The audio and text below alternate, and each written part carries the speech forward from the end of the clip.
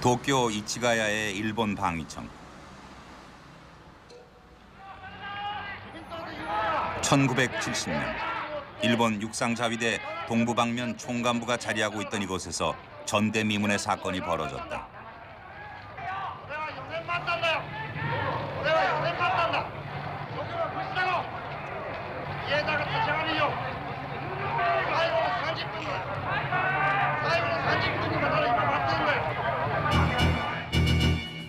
그는 자위대에 총 걸기를 요구했다. 자위대는 천황을 위한 군대여야 한다는 것이다. 그는 미시마 유키오였다. 도쿄대 법학부 출신의 엘리트로 전후 일본 문단에서 최고의 탄미주의 작가로 평가받았던 미시마 유키오. 그는 가와바타 야스나리의 뒤를 이을 유력한 노벨 문학상 후보였다. 미시마의 대표적인 장편 소설 금각사는 미국에서도 베스트셀러였다. 그러나 그는 이제 펜으로만 자신의 이상을 펼칠 수 없었다. 그는 최후의 원고를 잡지의 편집자에게 넘기고 그날 자결을 한 것입니다. 미시마는 이미 오래전부터 민병대를 조직하고 결전을 준비해왔다. 총 인원 90여 명의 이 우익 민병대는 미시마를 따르던 와세다 대학생들로 결성됐다.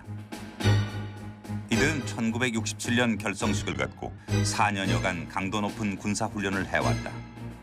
다테노카이, 그것은 천황의 방패란 뜻이었다. 천황이라는 존재는 일본의 척추라고 할까요? 그런 존재입니다. 私は天皇というものにその昔の神ながらの天皇というものの一つの流れをですねもう一度再現したいと思っています。 불행히도 미시마는 천황제의 부활, 그것을 위해선 쿠데타도 해야 한다고 믿었다. 自衛隊にとって天狗の本気とは何だ。もう守るだろう。日本を守るとは何だ。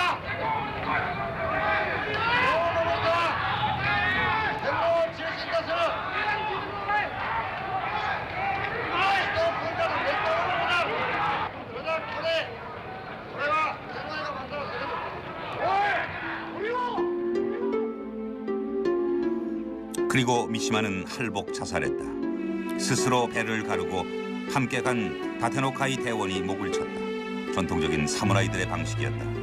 모든 것이 계획된 시나리오였다. 천재 작가 미시마 유키오. 천황을 향한 그의 미망이 무너졌을 때 죽음, 그것은 그가 바치는 최고의 충성이었다.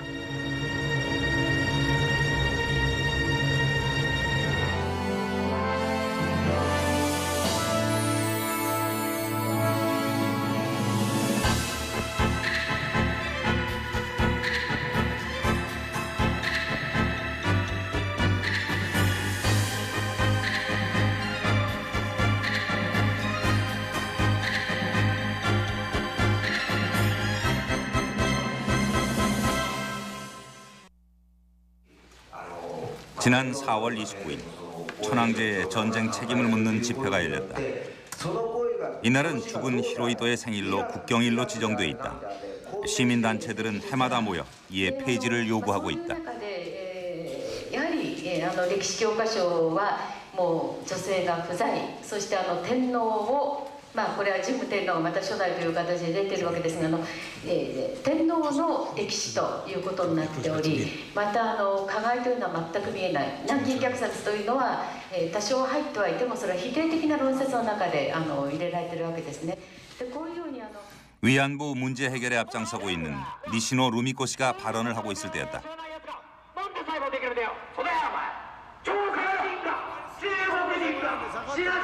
집회 소식을 듣고 우익 단체들이 몰려왔다. 이들에게 천황 앞에 반기를 든 자는 용서할 수 없는 반역자다. 니시노 루미코も辻子ミドルもクソ以下だ。畑の肥やしにもならない。戦争責任の前に自己責任を取れ。我々は自己責任が取れないんだったら日本から出ていけ出てけ出てけ靖国さん 종종 신변의 안전을 염려해야 하는 상황도 발생한다. 先生はデモには行かないんですか？いやまあ今悩んでるところ、私悩んでるところ、もう公安がすごかったでしょ。今もすごいのありますねえもう。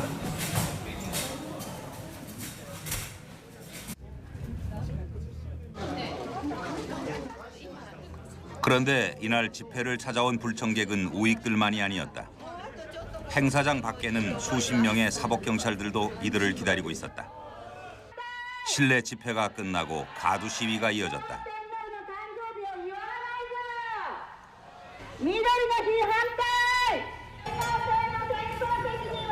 시위대가 움직이자 사법경찰들도 함께 바빠졌다.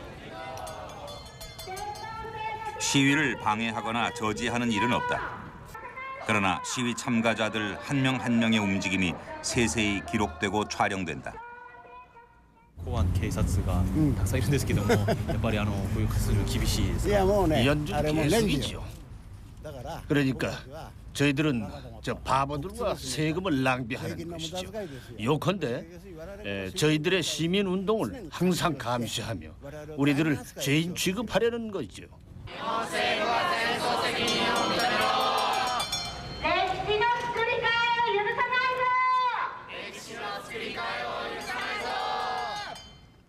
한마디로 말해서 국가에 순종하지 않으면 안 된다. 국가가 말하는 것에 대해서 반대를 하거나 반론을 하거나 이견을 말해서는 안 된다라고 하는 철저한 국가주의인 것입니다. 국가 안에 개인이 있고 그 개인이 같은 류의 일본인일 경우 서로 이해할 수 있다고 하는 극히 강한 집단주의라고 할까요? 국민과 비국민을 구별하고 이질적인 것은 배제하고 그 이질적인 것에 대해서 공격을 시작하는 겁니다. 천황이라고 하는 것은 결국 일본 문화 그 자체입니다. 천황이 전쟁 책임을 지지 않는 것은 일본인이 전쟁에 대한 책임을 지지 않기 때문입니다. 전쟁 중에 자신들이 무슨 짓을 했는지에 대해 전쟁 후 진정 반성하는 일본인이 얼마나 될까요? 없지 않을까요?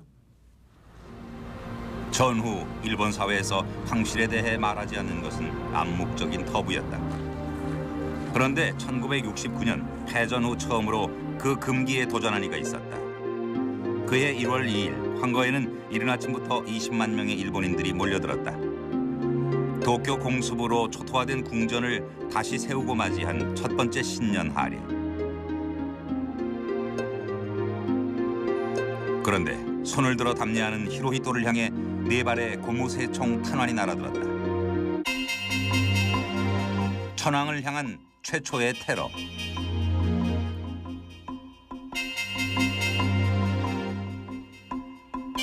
일본인들에게는 너무나 충격적 사건이었다. 천황의 면전에 새 총알을 날린 이는 48세의 오쿠자키 겐조 씨였다. 그는 이 사건으로 1년 9개월간 복역한다. 하지만 그것은 시작에 불과했다.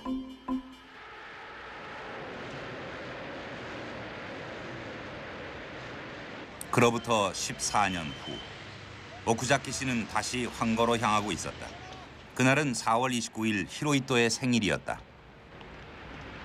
오쿠자키 겐조はここにおいて天皇誕生日のこの日天皇秀仁を81年間最まで大事進めてきたこの天皇秀仁およびその一味のために犠牲になった無数の人々に霊を慰めるために今日ここにおいて私の所属いたしました独立公平第36連隊は入院屋において連隊長以下 100% 近く응해지しました。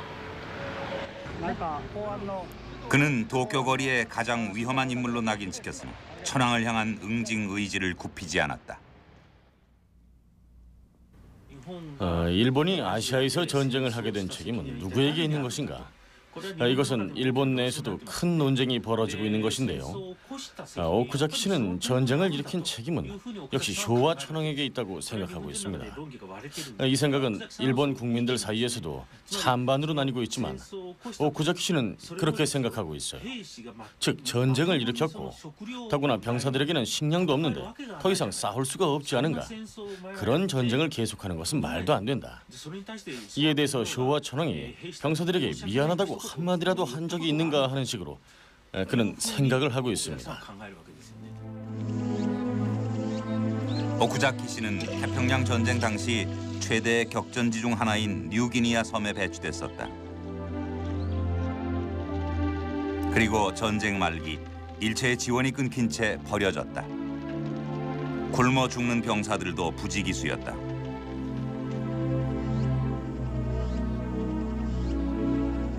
그들은 굶주림과 상관의 강요에 못 이겨 심지어 인육을 먹기까지 했다. 오쿠자키 씨는 누군가가 무참했던 죽음과 고통에 대해 사죄해야 한다고 생각했다.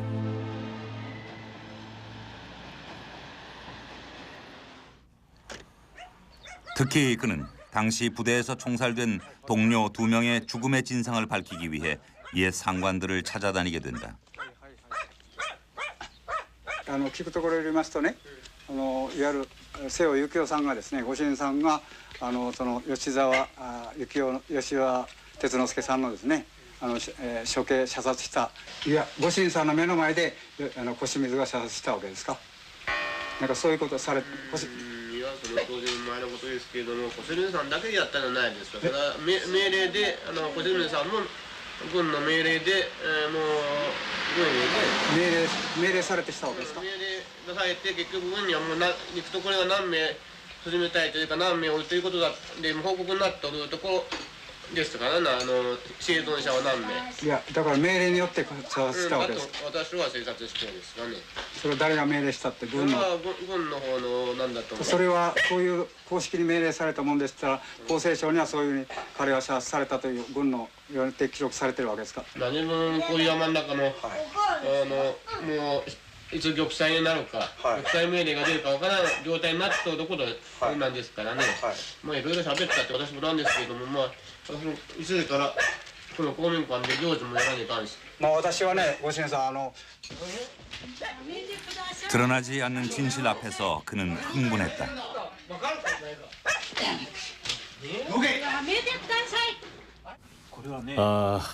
이 장면에서 정말 오쿠자키 씨가 이런 식으로 때릴 것이라고는 꿈에도 생각을 못했습니다.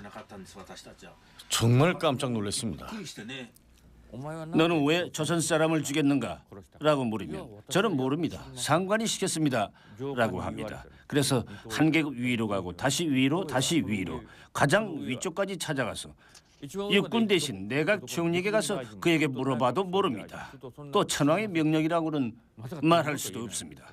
헌법상 천황이 직접 명령을 했는지는 모르지만 지극히 애매한 것입니다.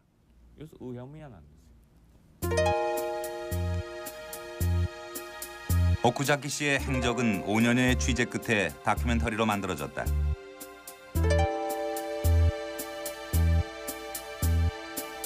반향은 놀라웠다. 국내외 많은 영화제에서 10여 개의 상을 받았다. 그러나 이 다큐는 일본 내 TV는 물론 영화관에서도 상영되지 못했다. 극장 측 사람들은 만약에 이 작품을 우리 영화관에서 상영을 하면 아마 우익의 사람들이 영화관을 공격하러 올 것이다 라고 말합니다. 실제로 일본의 큰 영화 배급사들은 다 돌아다녔는데 다들 거절을 했습니다. 취재팀은 그를 만나보기로 했다.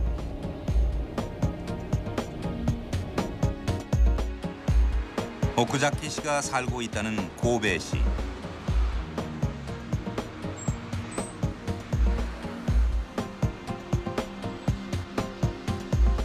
신군 평등병 오쿠자키 겐조.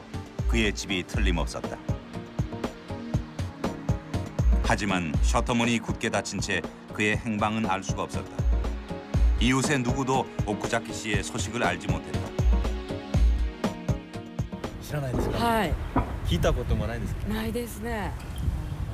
知らないね。知ってる？隣のですね、奥崎さんを探しに来たんですけども、奥崎さんって今どこにいらっしゃるのかご存知ですか。いや知らんけど。あ、そうですか。入院したと思うんだけどな。 수소문 끝에 찾아간 곳은 노인들을 위한 시립 요양원. 오쿠자키 씨였다. 어느덧 85의 나이.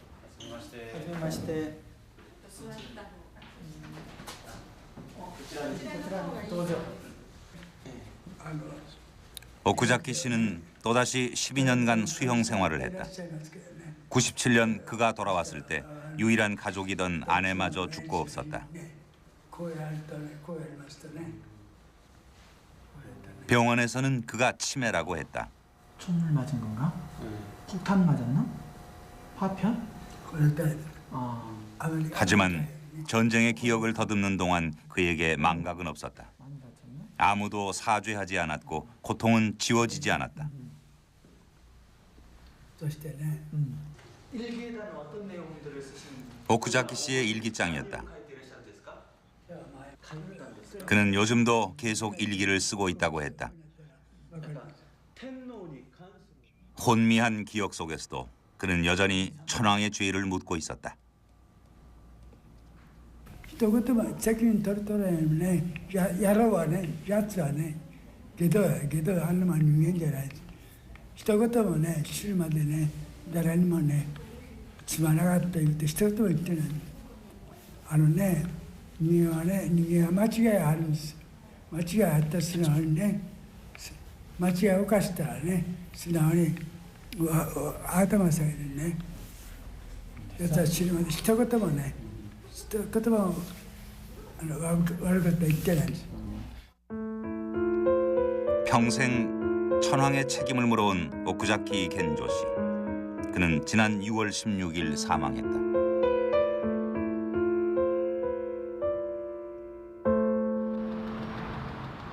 그러나 처벌받지 않은 천황은 죽었으되 살아 있었다. 도쿄 시내 야스쿠니 옆 구단회관.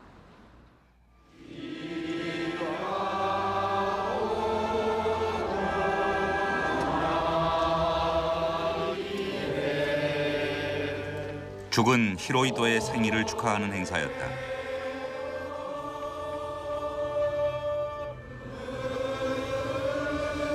이들은 현재 히로히토의 성덕을 기린다며 도쿄 인근에 대규모 기념관도 설립 중이다. 이들에게 히로히토는 전쟁 책임자가 아닌 전후 극복의 지도자였다.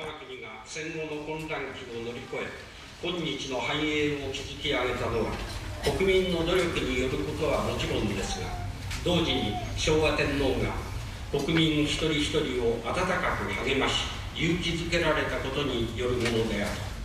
こうした昭和天皇の近江心が民心の安定と活力の源となっていることを忘れることはできません。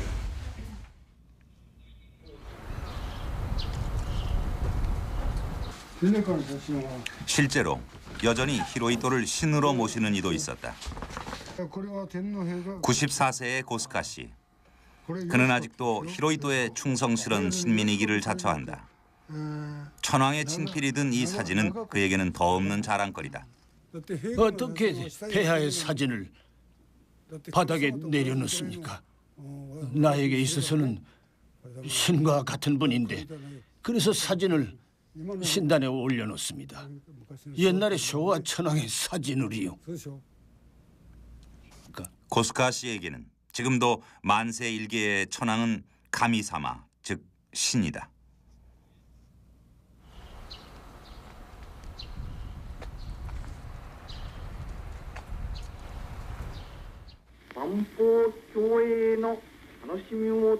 매년 8월이면 히로히토의 음성을 듣는다는 나카노 유키야 씨. 그가 듣고 보는 것은 1945년 8월 15일 전쟁의 종결을 알린 히로히토의 종전 방송과 그 조서이다.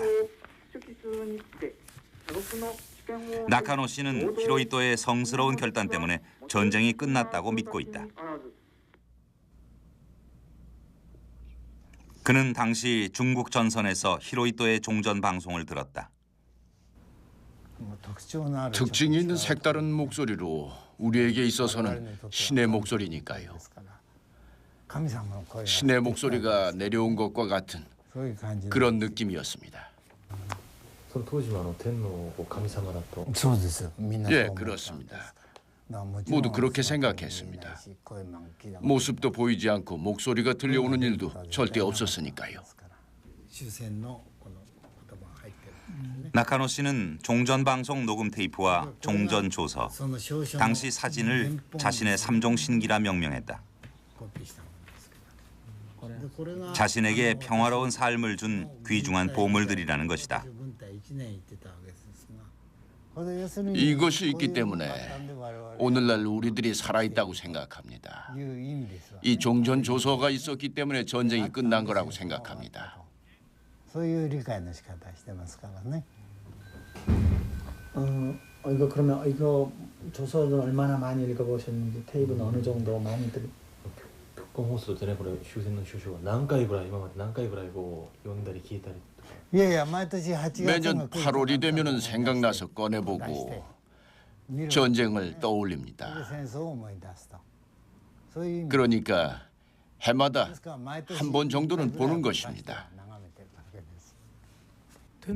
정부도 군부도 좀처럼 끝내지 못하던 전쟁이 천황의 덕택으로 끝났다는 것입니다. 정부, 군부 안에서 전쟁을 계속하려는 세력과 전쟁을 그만두려는 세력이 딱 반으로 나눠져 대립하고 있었기 때문에 결정하지 못하고 있을 때 천황이 판단을 내려서 전쟁을 멈출 수 있었다는, 그리고 멈춰주셨다라는 생각인 것입니다. 그러나 보토 공습이 시작되고도 일본은 항복하지 않았다.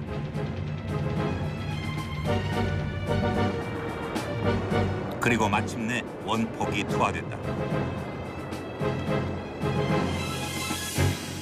최고 전쟁 지도자 회의가 수시로 열렸다. 황거 및 지하 25m에 마련해둔 어문고 방공호. 히로히토는 전쟁 시기 대부분을 이곳에서 보냈다. 회의의 핵심은 천황의 안위였다. 이것이 바로 천황의 방공호 평면도입니다. 히로시마에 원폭이 떨어졌습니다만 실제로 동경이 같은 원폭 공격을 받았을 때 이 방공호는 안전했을지 어떨지 전쟁 후에 계산해보니 별 문제는 없었을 것이라는 이야기가 있습니다. 종전을 결정한 마지막 어전회의는 8월 14일 오전 10시에 열렸다. 종전파와 본토 결전의 목소리를 높이고 있는 군부. 두 세력은 여전히 팽팽하게 맞서고 있었지만 이미 대세는 종전으로 기울어 있었다. 스즈키 수상은 최종 결정을 천황에게 넘겼다. 혹시 모를 군부의 반란을 막기 위해서였다. 이때 모든 것이 히로히토의 성단으로 미화되기 시작한다.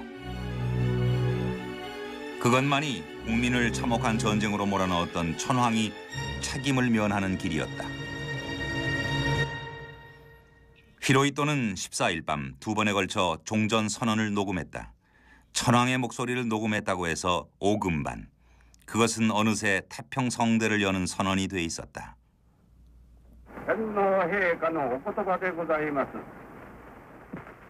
金が立海将兵の優先、金が百両有志の冷静、金が1億収書の王侯、おのおの最善を尽くせるに変わらず、戦局必ずしも好転せず、世界の体制また我にであらず、つかのみならず、敵は新たに残虐なる爆弾を使用して死刑に無効殺傷し 자신들이 하고 있던 전쟁이 부당한 전쟁이며 침략 전쟁이라는 것은 인정하지 않았습니다. 전쟁에 패배했다는 것도 인정하지 않았습니다. 8월 15일에는 조간신문의 배포를 지연시키고 정오에 오금 방송과 동시에 신문이 배달됐습니다. 그 신문의 내용이라는 것이 천황이 얼마나 국민의 안전을 생각하며 이 전쟁의 종결을 결단했는가 하는 말로 가득 차 있었습니다.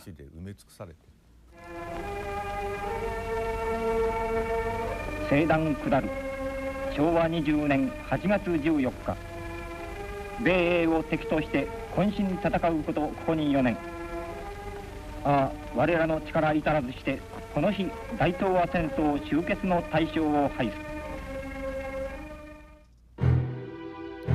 또 한 번 천황의 신화가 만들어지는 순간이었다. 만세 일개의 천황의 치세 아래 또다시 평화로운 미래가 약속됐다. 모두가 그들의 구원자 천황 덕분이었다.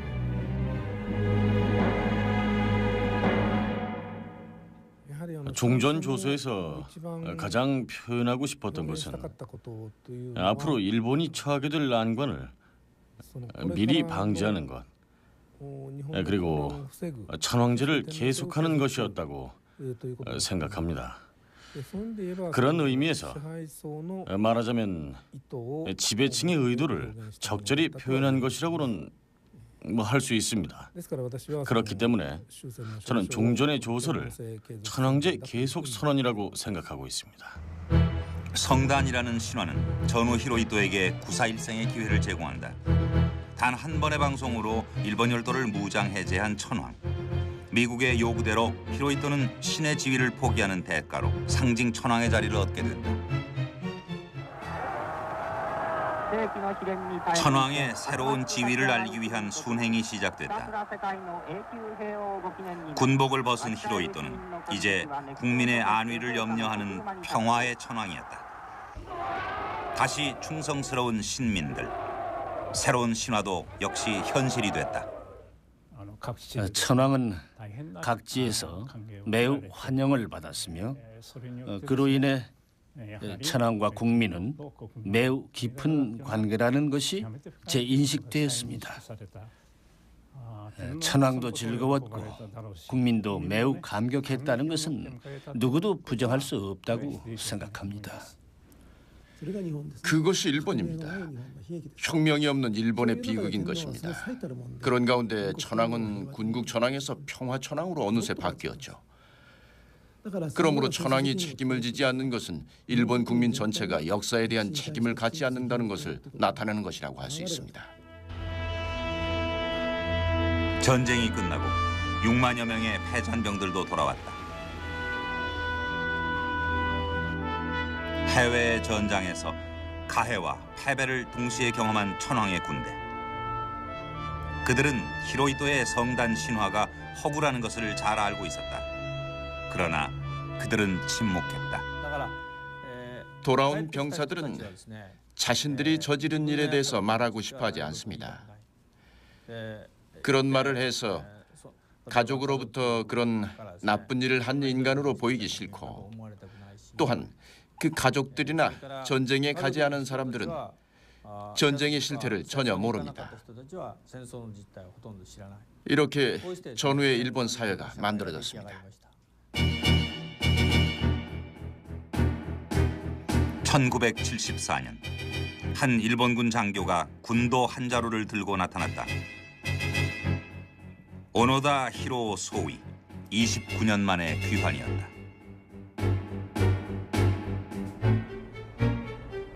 그가 귀환 후 맨 처음 찾아간 곳은 황거였다.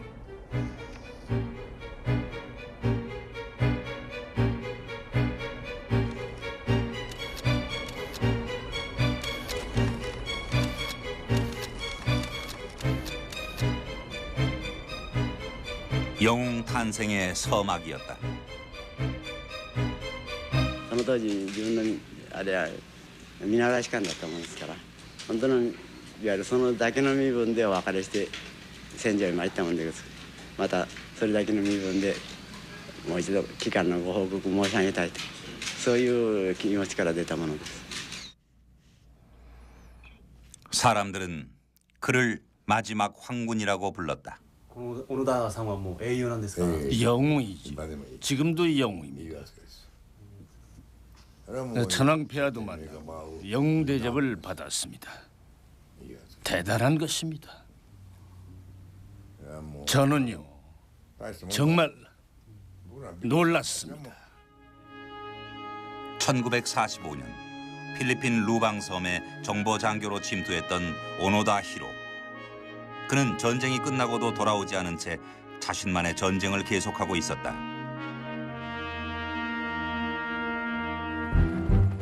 오노다. 그가 필리핀의 밀림 속에 있다는 것은 수년 전부터 알려져 있었다. 그를 찾기 위한 대대적인 수색이 이어졌다. 국가적 차원의 지원도 이루어졌다.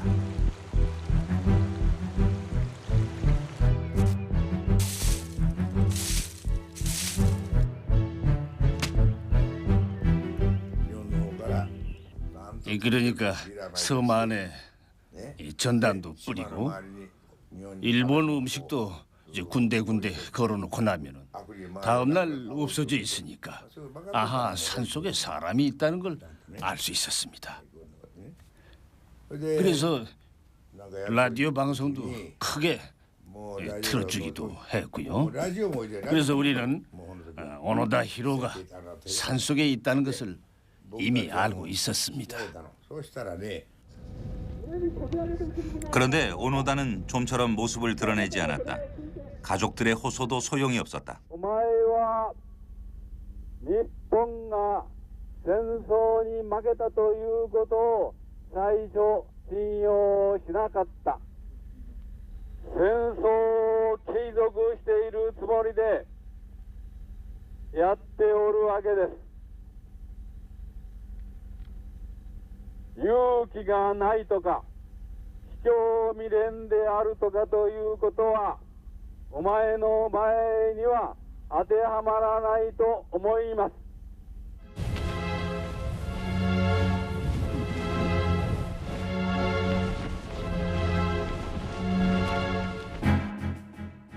그를 발견한 건 일본인 탐험가였다.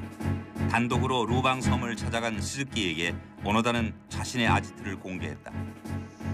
일본인들은 흥분했다. 오노다 소위의 칼은 날이 시퍼렇게 서 있었고 모든 것이 옛 군인의 모습 그대로였다.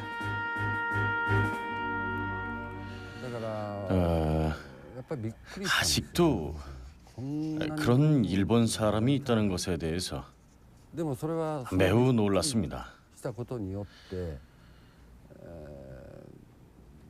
하지만 그 놀라움으로 일본인의 마음 깊은 곳에 있었던 미학 같은 것이 떠오르면서 대단한 사람이라고 생각하게 된 것이죠.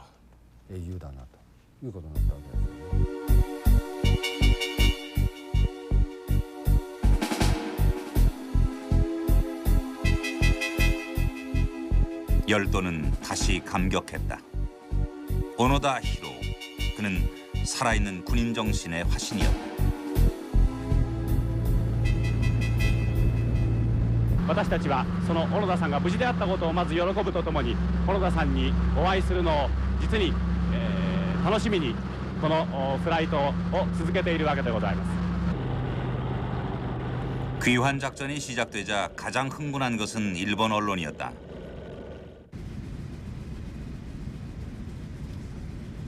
오노다 히로의 요구대로 상관이었던 다니구치 씨도 수소문돼 루방 섬으로 날아갔다.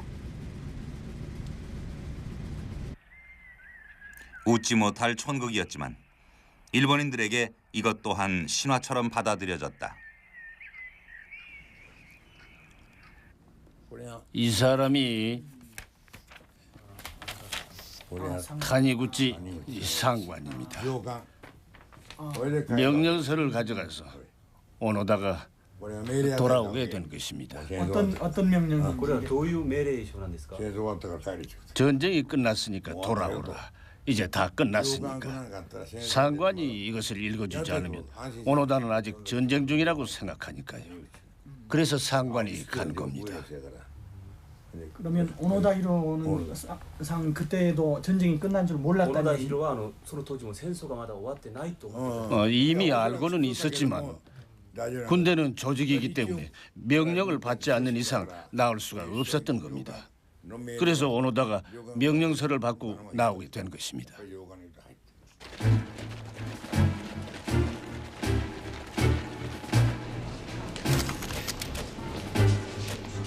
무수한 카메라들은 흐트러지지 않는 오노다의 눈빛에 주목했다.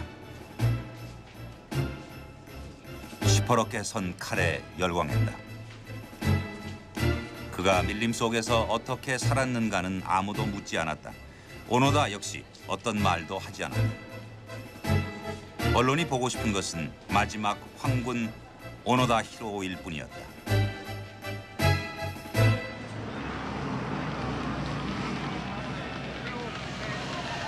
일본 열도는 열광했다.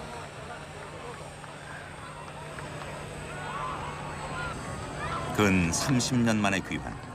22살에 떠난 아들은 52살의 중년이 되어 부모님의 품에 안겼다. よう生きて帰ってくれる長い間ご苦労でございました。ありがとうございました。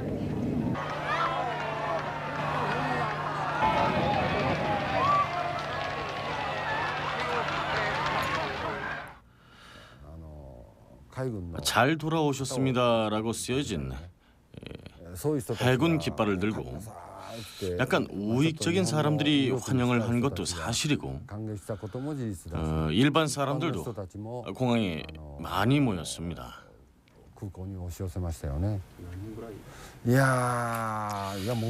상당히 많은 사람들이 있었어요. 아마도 수천 명은 됐을 겁니다.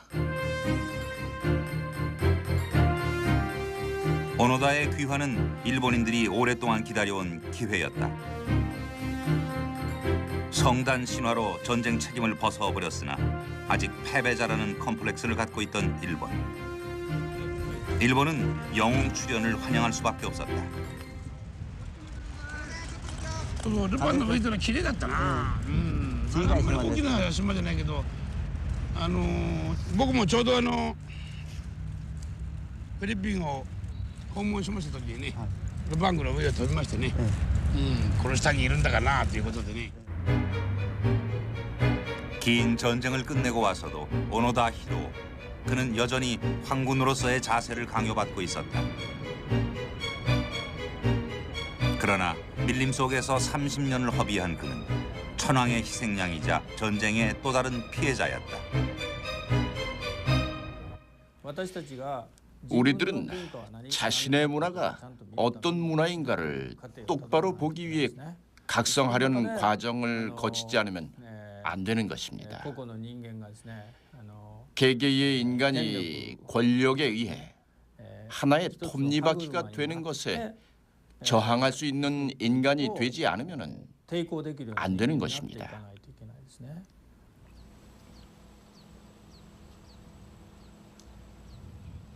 역사는 개인이 어쩔 수 없는 거대한 경랑 속에 흘러간다. 그러나 단지 경랑에 몸을 맡기고 있었다고 해도 시대의 책임을 피할 수는 없다. 지난 6월 27일 사이판. 장대비 속에서 많은 일본인들이 천황 아키히토를 기다리고 있었다.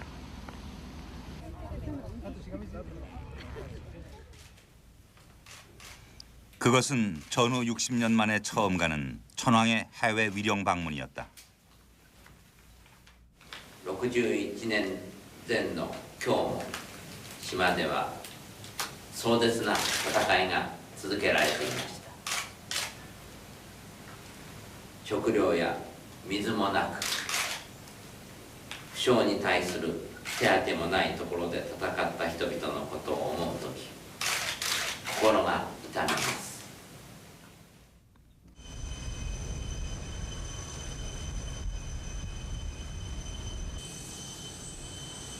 전쟁 피해국의 강력한 반대에도 불구하고 이번 행사는 성사됐다.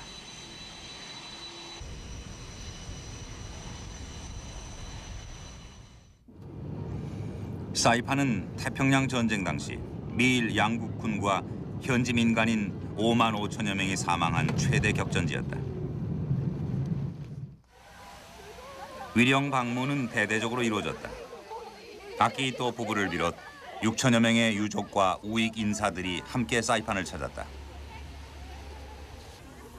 많은 병사들이 일본을 떠나와 죽은 이곳에 위령하러 오시다니 죽은 사람들도 저승에서 기뻐하고 있을 거라고 생각합니다.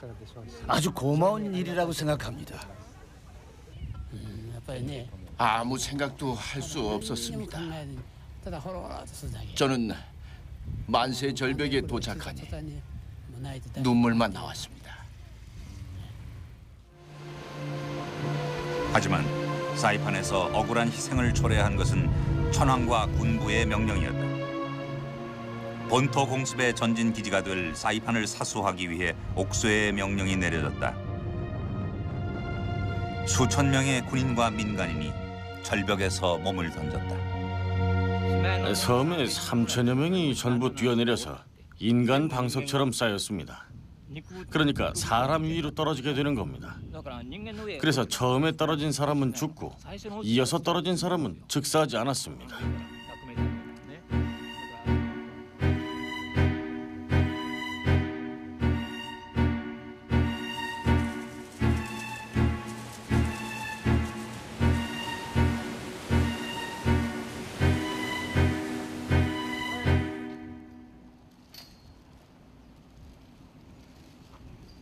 천황 내외의 방문에 맞춰 사이판을 찾은 시조카 마리아나 전우회와 유족들.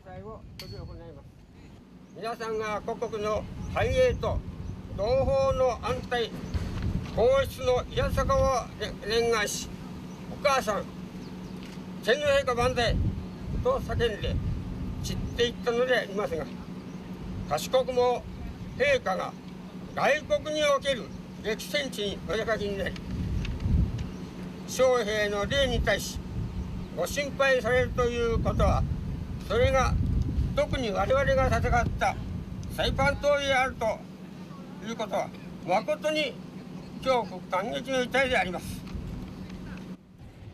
왜 전쟁이 일어났는지, 왜 싸움이 일어났는지 그 양쪽 나름의 주장이 있을 겁니다. 그러나 일본에도 큰 이유가 있다는 것은 국민들도 잘 알고 있습니다.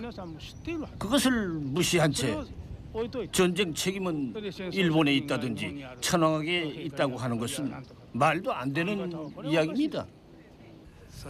전쟁이 끝나고 많은 아시아 국가가 독립국이 됐고 그때 일본이 많은 공헌을 했다고 생각하기 때문에 다른 나라에게 그런 말을 들을 이유가 없습니다. 말하자면 그런 것은 내정 간섭이라고 생각합니다. 슬프다는 생각을 할 수는 있습니다. 하지만 그 슬픔이 절대로 이용을 당해서는 안 되는 겁니다. 이 슬픔을 칭찬으로서 위로받으면 다음에는 우리 자식이나 손자들이 같은 일을 따라하게 될지도 모르니까요. 아키히토의 사이판 방문 배후에는 유족들의 지속적인 요청이 있었다.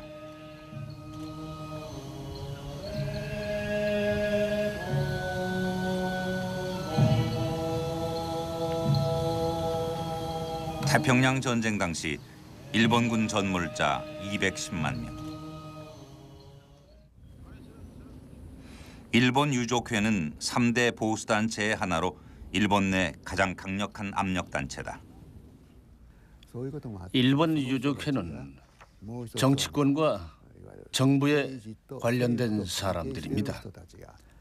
말하자면 이들이 다 유권자인 셈이죠. 그들이 선거를 할 때에 수상에게 표를 던지는 관계에 놓이는 것이기 때문에 정치권과 일본 유족회가 아주 깊이 유착이 되는 것입니다. 아키히토는 이번 사이판 위령 방문이 전몰자 추모를 넘어 세계 평화를 기원하는 것이라고 했다. 그러나 함께 온 대부분의 일본인들은 죽은 자들을 조국 번영을 위한 희생자로만 미화했다. 사죄는 여전히 침묵에 붙여졌다. 전후 60년. 세월이 흘러도 반성하지 않는 국민. 천황 역시 그들의 천황 그뿐이었다.